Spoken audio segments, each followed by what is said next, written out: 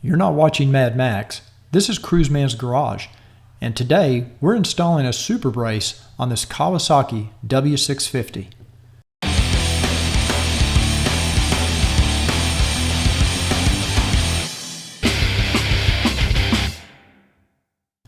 The fork stabilizer from SuperBrace is made in the USA from billet aluminum, and it's anodized black to match your Kawasaki W650 or W800.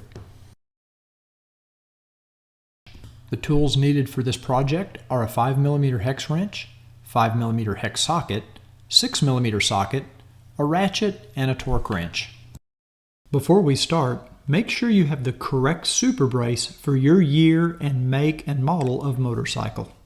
Your bike should be upright with the wheel facing perfectly forward. Now you can use a center stand if you have one. If not, you can place a piece of wood underneath the kickstand.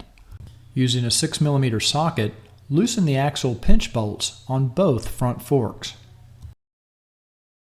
Go ahead and disassemble the SuperBrace by removing the four 5mm hex bolts.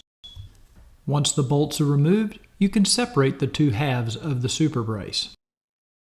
Next, we need to lift the rubber gaiter off of both front fork tubes as shown.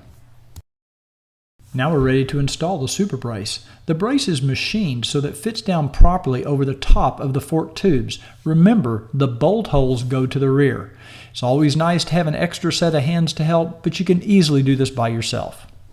Now you can install the four 5mm bolts and hand tighten, and then once these are in, you can use a torque wrench to tighten these bolts to 10 foot-pounds.